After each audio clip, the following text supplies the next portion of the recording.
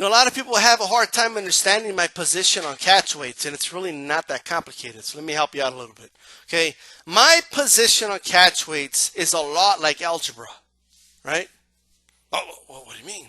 Don't overthink it, right? But it's a lot like algebra, right? So fighter X, fighter Y, and I do my equation, and that's it, right? So what does that mean? I am just against catch weights, period, right? Now, to add on to that, I'm against catch weights for title fights, especially, right? I don't like catch weights. I'm not a fan of catch weights. If fighter X is asking for a catch weight and he's a fighter I dislike, the equation is the same. I'm against the catch weight. The result is the same. Okay? The answer is the same, folks.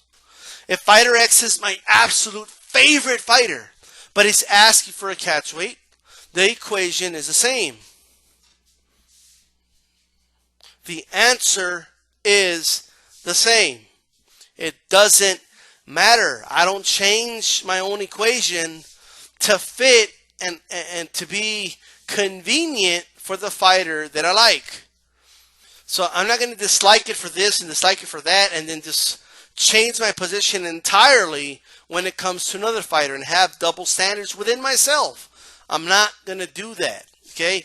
Even though I'll admit up front, if Canelo were to fight Gennady Golovkin, right, I haven't picked who would win the fight yet, but I would pull for Canelo Alvarez to win the fight. Okay, that's who I would prefer to see as a winner. But just because, if, in other words, fight night, Canelo versus Gennady Golovkin, they're about to lock horns and fight, I'm going to be cheering for Canelo Alvarez, right? But just because that's the case, it doesn't mean I'm for a catch weight. I know that's very difficult for a lot of you to comprehend. Okay, I know that's like a very, like, it's already confusing some of you. What do you mean? Aren't you part of Team Canelo then? Like, why don't you like totally disagree with Canelo no matter what? Like, it's just that's not the way it works, right? This 155 thing is stupid, guys. It's retarded. It just is. Especially given the fact that Canelo's barely even able to make 154. All right? Like, that is his own weight class. So like, this is dumb, right? Now this goes beyond this catchweight thing, man. It's all about framing. Okay, it's all how you frame it. So some guys frame it in a way that's just, it makes it sound like it makes all the sense in the world, right? So this is how it sounds, okay? And I'm going to kind of give you an example with money here, okay? I'm going to give you an example with money. So check it out, right? Fighter X, all right, is in the lower weight class. Fighter Y is in the higher weight class, right? They both agree to catch weight, where they'll each lose 4 pounds. Whether one will move up 4 pounds, one will move up move down, right, 4 pounds, right? So some people frame it this way. Well, you see, it's fair. He moved up 4, he moved down 4. Fair's fair. 4 and 4 equal, right? Because to some people, lowering the weight class by 4 pounds, which means that the bigger guy is going to have to do a lot more work losing weight and draining himself. Somehow that's equal to the welterweight moving up 4 pounds, which it basically means he doesn't even have to move up to 4 pounds. He's going to come in comfortably, regardless, right? Now, some people can't seem to grasp that. And maybe that takes a little more explaining in another video, right? But the framing in it is hilarious, right? It's just, and it's so inaccurate. Even if you do it this way, let's say a welterweight is moving up to fight for the middleweight title, right? And they agree that the fight's going to be at 158 pounds, right? I'll do my equation. I am still against it. Like, I don't think a title fight should be held at a catch weight, right? Now, some people will frame it this way. Hey, the welterweight's coming up from 147. And he's moving up all the way to 158. I mean, he's moving up 11 pounds. The middleweights only has to go down 2 pounds. 11-2. I think the welterweight's at the disadvantage. You know, like, that framing, it's dumb. Like, there's no other way to put it. It's a dumb way to frame it. It'll work on a lot of people that just, you just hear it and like, well, yeah, 11, is bigger than 2. I mean, he's giving up 11, he's giving up only 2. That's kind of how people put it. And it's dumb, man. It doesn't make sense. Okay, that's like, all right, let me tell you what that's like, okay? Just to put it this way. That's like if I'm a waiter and you're a waiter, right? And we get tips. I get tipped $160, okay, and you get tipped $147, right? That's what we got tipped for our work. I got a little more than you.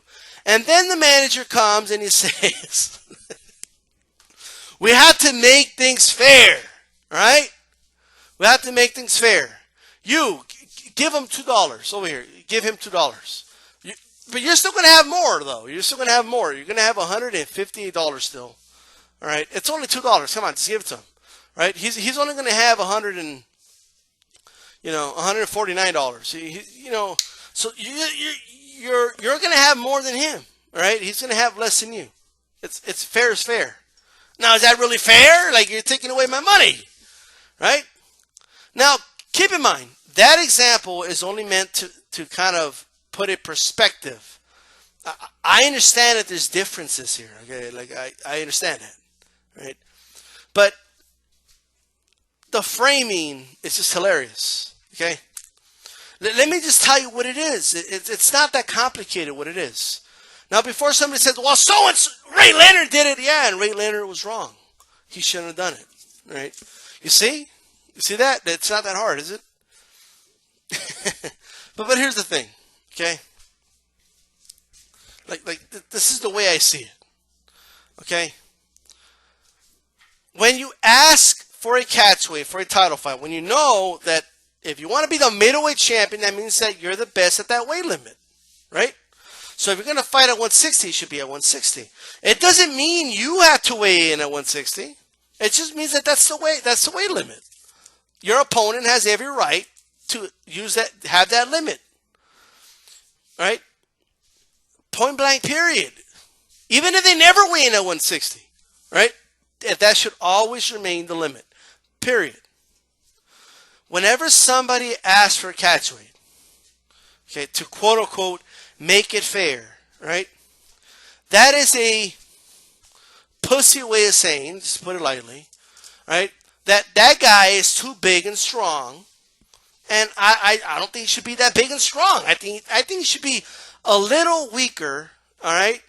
And just to make it a little more fair for me, okay? He's too big and strong, and I just that's basically what Canelo is saying, right? Gennady Golovkin is too big and strong at 160, right? I don't believe I could beat him at 160. To make it fair, let's fight at 155. Right? That's basically, in essence, what they're saying. And it doesn't even have to mean I don't think I could beat him at 160. It could also mean, right? I think I could beat him regardless, but I think it should be fair. So he's just a little too big and strong at 160. It's going to be a tougher fight, right? Because for those that say this, right, that this is what they say, and I've heard it framed this way too.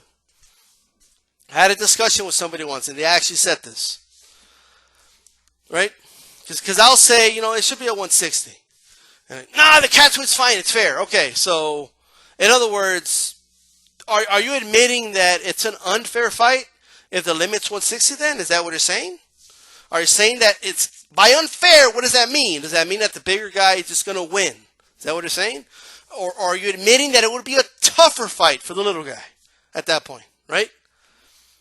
And like, oh yeah, but I mean, it's like the 160 guy. We're not asking him to come down to 147, right?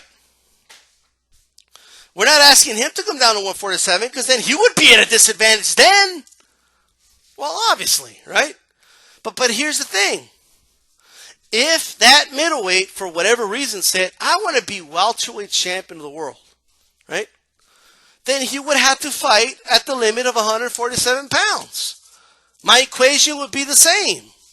I wouldn't then say, I wouldn't say in that case, all right, the 160 guy, he's moving all the way down to 150, right? So let's have the welterweight fight at 150. Hey, he's moving down 7 pounds.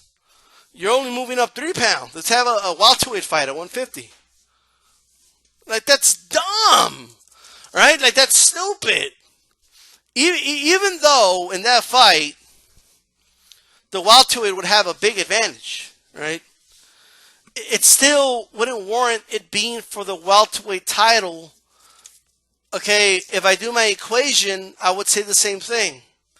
Fight at the limit. That's what I would say. Okay, knock yourself out. You're going to drain the shit out of yourself. But if you want to win if you want to be the welterweight champion of the world, you have to fight at a fight where the limit's 147 pounds.